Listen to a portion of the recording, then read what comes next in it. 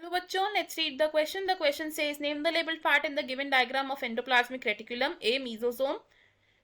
B. Smooth endoplasmic reticulum. C. Nuclear pore. D. Ribosomes. Question में हमें कहा है कि इस डायग्राम में जो लेबल्ड पार्ट है हमें उसका नाम बताना है.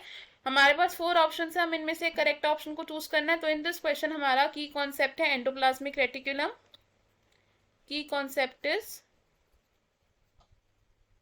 Endoplasmic reticulum. एंडोप्लाज्मिक रेटिकुलम होता है एक eukaryotic cell organelle present in the cytoplasm. तो इट इज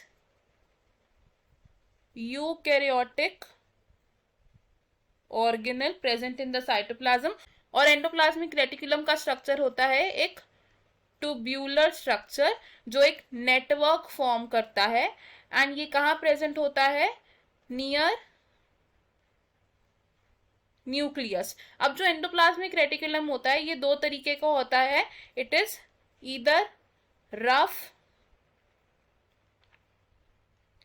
एंडोप्लाज्मिक रेटिकुलम और स्मूथ एंडोप्लाज्मिक रेटिकुलम. अब जो रफ एंडोप्लाज्मिक रेटिकुलम होता है इस पर प्रेजेंट होते हैं राइबोसोम्स, जिसकी वजह से इसकी अपीयरेंस हमें रफ लगती है.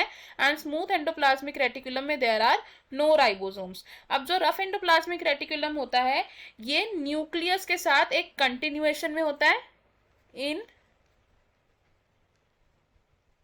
कंटिन्यूएशन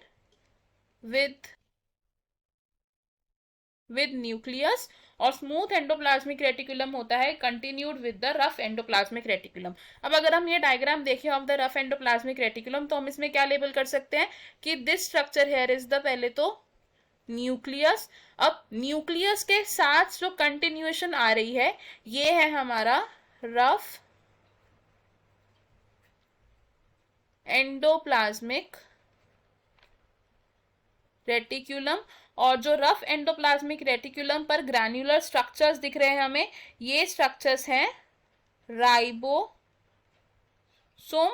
एंड ये जो स्मूथ स्ट्रक्चर है यहां पर this is smooth endoplasmic reticulum. तो हमारे पास अब जो डायग्राम दिया था हम इसमें से क्या बोल सकते हैं कि ए रिप्रेजेंट कर रहा है राइबोसोम्स को. तो हमारा करेक्ट आंसर है यहाँ पर ऑप्शन डी. ऑप्शन ए हमारा रॉन्ग होगा बिकॉज मीजोसोम्स होते हैं in foldings of plasma membrane in the prokaryotic cells. Option B smooth endoplasmic reticulum भी रॉन्ग होगा. And option C nuclear pore भी रॉन्ग होगा बिकॉज ये एंडोप्लाज्मिक रेटिकुलम का डायग्राम है and nuclear pore endoplasmic reticulum में प्रेजेंट नहीं होता. तो इन दिस क्वेश्चन हमारा जो करेक्ट आंसर है it is option D ribosomes. I hope you understood it. All the best. Thank you.